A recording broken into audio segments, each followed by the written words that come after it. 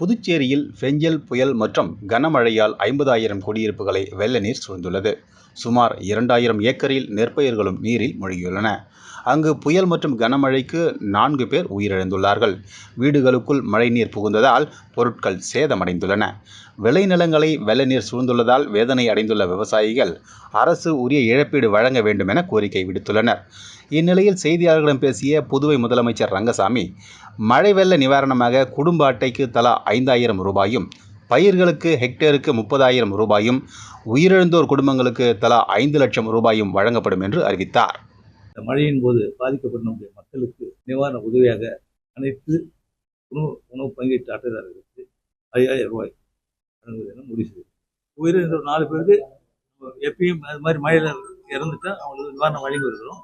கடந்த முறையும் வழங்கி இருக்கிறோம். அந்த வெள்ளத்தில் சிக்கிட்டு இறந்துட்டாங்க. 5 லட்சம் ரூபாய் வழங்கும். இந்த மழையின் போது பாதிக்கப்பட்ட நம்முடைய மக்களுக்கு நிவாரண உதவியாக அனைத்து உணவு பங்கீட்டு அட்டைதாரர்களுக்கு 5,000 ரூபாய் வழங்குவது என முடிவு செய்தது. உயிரிழந்த 4 பேருக்கு எப்பயும் அது மாதிரி மழையில் இறந்துட்டா அவங்களுக்கு நிவாரணம் வழங்கி இருக்கிறோம். கடந்த முறையும் வழங்கி இருக்கிறோம். அந்த வெள்ளத்தில் சிக்கிட்டு இறந்துட்டாங்க. 5 லட்சம் ரூபாய் வழங்கும். உங்கள் ராசியின் டிசம்பர் மாத பலன்களை மிக துல்லியமாக தெரிந்து கொள்ளலாம். மயிலாடுதுறை வளைகுடியில் வழங்குபவர் RK பானு.